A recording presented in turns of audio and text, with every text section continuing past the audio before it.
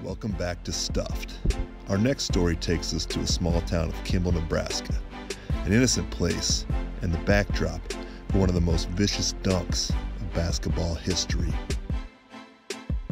The man responsible is now known as a respected teacher, loving father, and caring husband. But to his teammates, coaches, and opponents, Kurt Nielsen was known as something else, a rim wrecker. Kurt was like a ravenous dog, always wanted to eat rims. Kurt, the guy ate rims for breakfast, lunch, and dinner. Sometimes would even snack in between.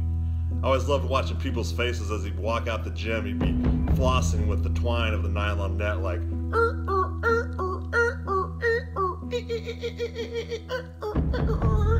It was always a lot of fun playing with Kurt, but can't even tell you how many games we had to finish without an actual rim. The referees did a good job, but they would just have to guess if that ball would have went in or not. We won most of them anyway. I mean, let's be serious, man. Nobody checked the sports pages for their write-ups or their box scores. They checked the video cast for Nielsen's dunks. I checked box scores every night. mishaps on 2 consecutive plays seemed to be what triggered the events.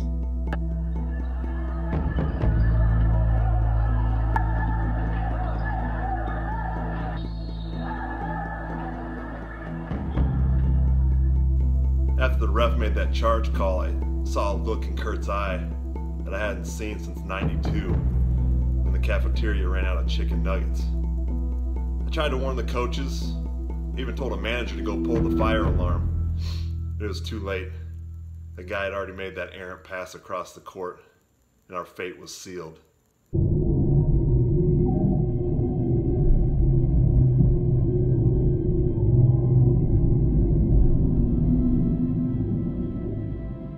It was in that moment that I realized that people are going to be talking about this, inspired by this, not just in our area, but around the world for the rest of our lives.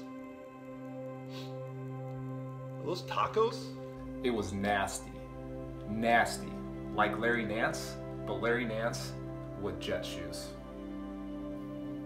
If I had $1 for every time I heard about Kurt dunking,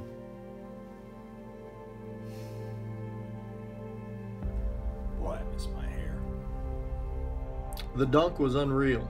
In fact, it inspired me to get into coaching. Do I know where I was? Everyone knows where they were. I mean, you gotta understand, man, this was not just a dunk.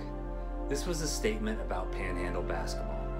Sometimes when he was flying through the air, it was almost like he was doing a tango with Dominique Wilkins. What? Bones' dunk?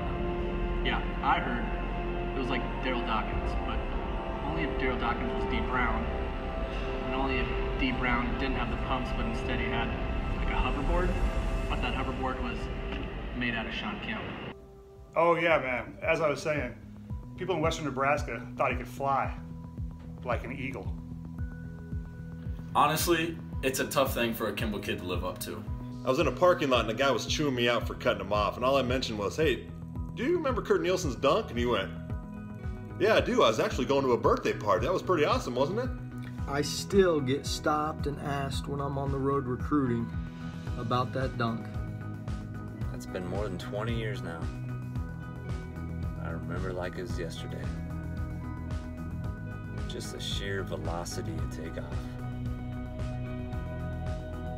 The mid-air body contortion, the brute strength and throwdown.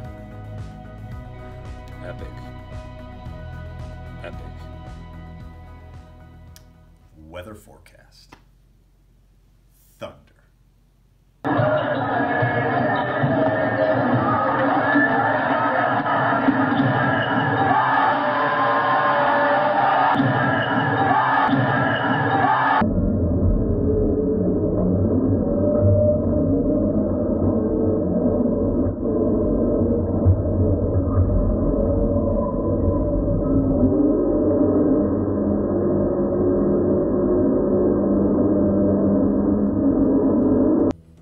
deutsche Basketball hat eine sehr lange und sehr traditionsreiche Geschichte.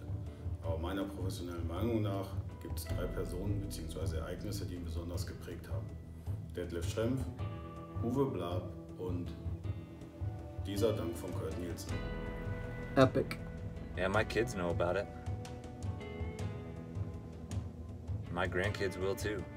Yeah, after Bones' dunk, I always thought he'd be here. The people in hoop circles said it was like Tom Chambers riding a winged unicorn with a Dr. J afro. Kurt and I are still good buddies. Despite being 40 years old, the guy still plays above the rim. Matter of fact, he still comes over and plays hoops with my kids and I.